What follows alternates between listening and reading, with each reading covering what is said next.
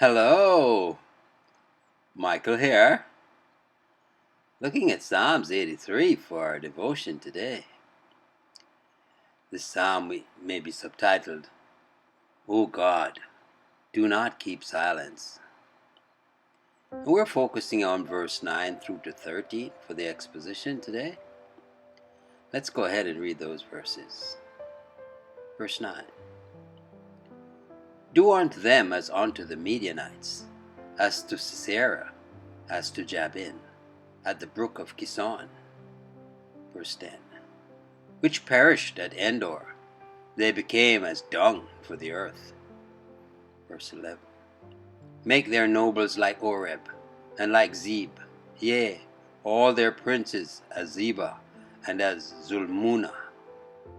And verse 12. Who said, Let us take to ourselves the house of God in possession? And verse 13. O my God, make them like a wheel, as the stubble before the wind. And as we turn to the treasure of David for the exposition, let's go ahead and read verse 9 again. Do unto them as unto the Midianites, as to Sisera, as to Jabin, at the brook of Kison. And Spurgeon exposits, Do unto them as unto the Midianites. Faith delights to light upon precedents, and quote them before the Lord. In the present instance, Asaph found a very appropriate one, for the nation in both cases were very much the same, and the plight of the Israelites very similar. Yet Midian perished, and the psalmist trusted that Israel's present foes would meet with the like overthrow from the hand of the Lord. As to Sisera, as to Jabin, at the brook of Kison, the hosts were swept away by the sudden, swollen torrent, and utterly perished, which was a second instance of divine vengeance upon confederate enemies of Israel.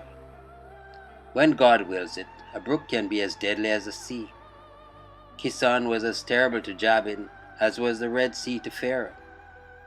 How easily can the Lord smite the enemies of his people! God of Gideon and of Barak, wilt thou not again avenge thine heritage of their bloodthirsty foes? And verse 10. Which perished at Endor, they became as dung for the earth. Which perished at Endor. There was the center of the carnage, where the heaps of the slain lay thickest. They became as dung for the earth, manuring it with man, making the earth, like Saturn, feed on its own children. War is cruel, but in this case its avengements were most just. Those who would not give Israel a place above ground are themselves denied a hiding place under the ground. They counted God's people to be as dung, and they became dung themselves. Asaph would have the same fate befell other enemies of Israel, and his prayer was a prophecy, for so it happened to them. In verse 11 that reads, Make their nobles like Oreb, and like Zeeb, yea, all their princes as Zebah, and as Zalmunna. Make their nobles like Oreb, and like Zeeb. Smite the great ones as well as the common rock. Suffer not the ringleaders to escape.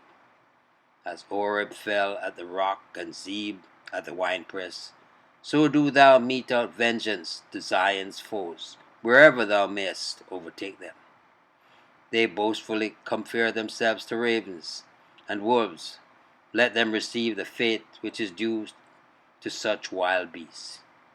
Yea, all their princes at Zebah and as Zalmunna. These were captured and slain by Gideon, despite their claiming to have been anointed to the kingdom. Zebah became a sacrifice, and Zalmunna was sent to those shadowy images from which his name is derived. The psalmist, seeing these four culprits hanging in history upon a lofty gallows, earnestly asks that others of a like character may, for truth and righteousness' sake, share their faith. In verse 12, that reads, "Who said, 'Let us take to ourselves the houses of God in possession'? Who said, 'Let us take to ourselves the houses of God in possession'?" Viewing the temple and also the dwellings of the tribes as all belonging to God, these greedy plunderers determined to push out the inhabitants, slay them, and become themselves landlords and tenants of the whole. These were large words and dark designs, but God could bring them all to nothing. It is in vain for men to say, "Let us take," if God does not give. He who robs God's house will find that he has a property reeking with a curse. It will plague him and his seed forever. Will a man rob God? Let him try it, and he will find it hot and heavy work. And verse 13. O my God, make them like a wheel, as the stubble before the wind. O my God, make them like a wheel, like a rolling thing which cannot rest, but is made to move with every breath. Let them have no quiet. May their minds eternally revolve and never come to peace. Blow them away like thistle down, as the stubble before the wind. Scatter them, chase them, drive them to destruction.